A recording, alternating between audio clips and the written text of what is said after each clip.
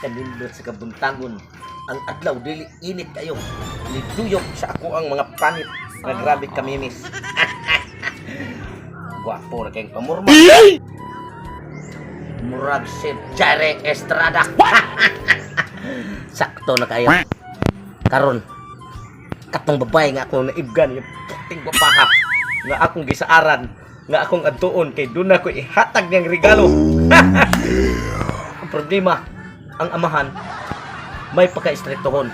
Pero di nako kagulan ng istriktohon siya kay pamurma murag anak sa presidente. Presidente Spilya. Okay ra. Basta ang importante may mahalaga. Katong bayana. Ako gitong regaluhan karong adlaw. Kay gusto nako siyang dadon sa artal sa Dimalas. Artal sa Dimalas. Artal sa Kaminyoon di ay. Adto na ko.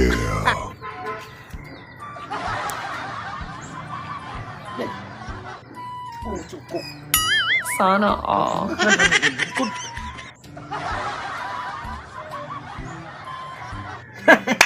Basig na ang iyang anak diya sa sud. Timing kayo. Siya mo'y akong unahog doon. Og akong bulog-bulogon. Og istorbo. Ayo, Noy! Puso ko.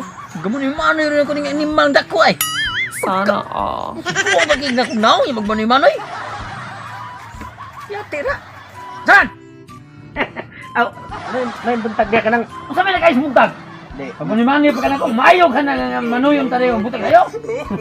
Buwang magiging ka na kung naong. Di, Sana all. Pilang di edad mo di ay. Ikaw, pilang na yung edad. Ako may una nung tana, ikaw sa una mo. Answer, siyempre. Bisag i-advance mo ba? I-advance mo. Kaya may kay... Advance. Ako consultive. Asinsirom ko nga tao. 26 anyos pa ko. Sos, ang ayan na sa kang manuyo na ko. Ay, kay, ako bata pa man ko, 14 pa may edad na ko. Basa! Bungod sa ukog! 14! Oh, Ug English na 14! Oh. 14 gwa nga! Sana all. ay pag anak Ikaw mo! sige, Buwad sa inyo! okay rin gapon. Tural man na siya. Nga naguwang na kung naong kay nagbuwad bigay ko sa init. Kay mula Sana ka tao! all. Buwad sa init! Kabungot sa Muna diha! Di, Naong nga Di, ninyo! ay, sige lang, okay lang. May sabot ako na ni mo na niya. Ako ba? Ay, lagi! Sige, Ano ba? Ano ba ni pagdudog? Dudungon lang tika. Kay ano na tutuyo lagi mo. Sabi mo toyo. Manoy dong. Aw, dudong day. Ah. Nakutuyo mo ba? Asa man ang mga anak atong wow, body kay ba? Siksi kay tanan. Ano itang ka?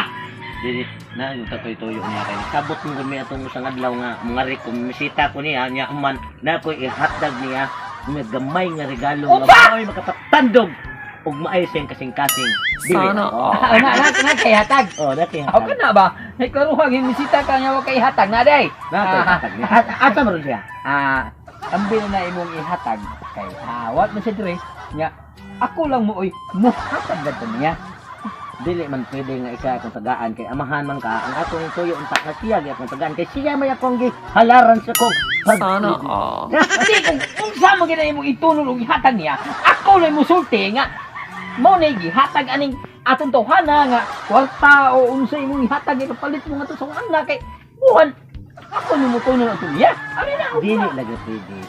Dong noy ha, kuan ba ang tuyo asam deron imong anak ni ay. Tuwa pa mas merkado. Tuwa pa mas merkado. Kaya na kay hatag niya nga kwarta ba na diha o unsa na diha imong ihatag alakas ba na diha.